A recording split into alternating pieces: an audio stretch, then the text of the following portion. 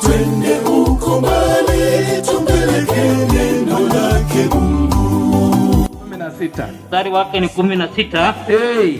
Andiko lasema kwamba kwa maana jinsi hii Mungu aliupenda ulimwengu hata akamtoa mwana wa pekee.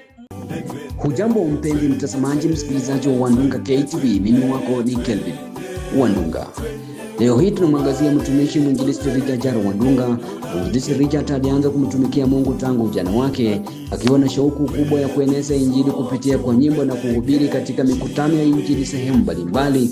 Kadri muda ulivyoendelea kusonga, alipata fursa na nafasi ya kurekodi kanda yake ya kwanza mnamo mwaka 2010.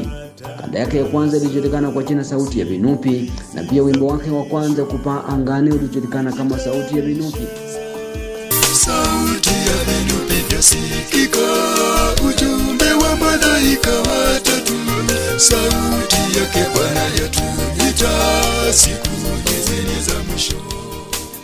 Akiwa mtumishi katika kanisa la Waadventista wa Sabato Syokimau Central, ameendelea kuhudumu kwa bidii hadi sasa.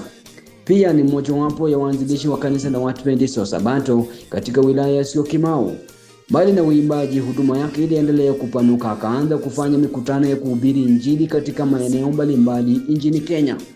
Kupitia kwa msaada wa familia ya marafiki, mikutano hii ya injili imekuwa ikiandaliwa na kufanyika kwa mafanikio makubwa kwa utukufu wake Mwenyezi Mungu, ambapo kila mkutano wake huchukua takriban majuma mawili. Baadhi ya mikutano yake ni kama ifuatavyo. Mkutano wake wa kwanza ulifanyika mnamo mwaka 2016 katika sehemu ya Kimang'eti, eneo bunge la Malawa, kaunti ya Kakamega, ambapo watu watatu walibatizwa Disemba mwaka 2016. Mkutano wake wa pili ulifanyika mnamo mwaka 2017 sehemu hiyo hiyo ya Kimang'eti, ambapo watu wawili walibatizwa Disemba mwaka 2017. Mkutano wake wa tatu ulifanyika mwaka 2018 sehemu ya Shitirira, eneo bunge la Malawa, ambapo watu 25 walibatizwa Disemba mwaka 2018. Mkutano wake wa nne ulifanyika mwaka 2019 sehemu ya Kakoi, ambapo watu 23 walibatizwa Disemba mwaka 2019. Mkutano wake wa tano ulifanyika mwaka 2022 sehemu ya Muhonje Ileo, eneo bunge ya Shinyalu, kaunti ya Kakamega, ambapo watu 9 walibatizwa tarehe 10 mwaka 2022. Mkutano wake wa sita ulifanyika mnamo mwaka 2023 katika sehemu ya Lunyanya Market, eneo bunge la Malawa, ambapo watu 19 walibatizwa tarehe 2 Disemba mwaka 2023 na kanisa likaanzishwa papo hapo.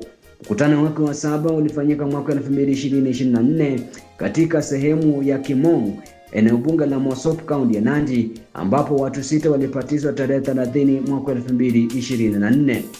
Kwa sasa mtumishi huyu wa injili Richard Wandunga anaendelea kupanga mikutano mingine ya injili ambayo atafanyika mwaka huu 2026 kwa majaliwa yake Mwenyezi Mungu, ambapo maeneo na tarehe kamili zitatangazwa baadaye.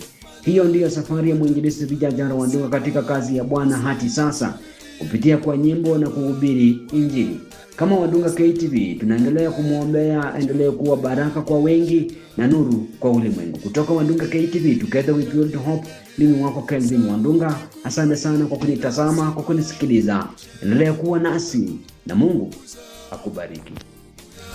Shetani, malaika watatu anasema, usimsujudie mnyama wala na sanamu yake, ni chapa yake Shetani. Injili ni ya milele, sauti kuu inasema, mcheni Mungu na kumtukuza, hukumu yake iko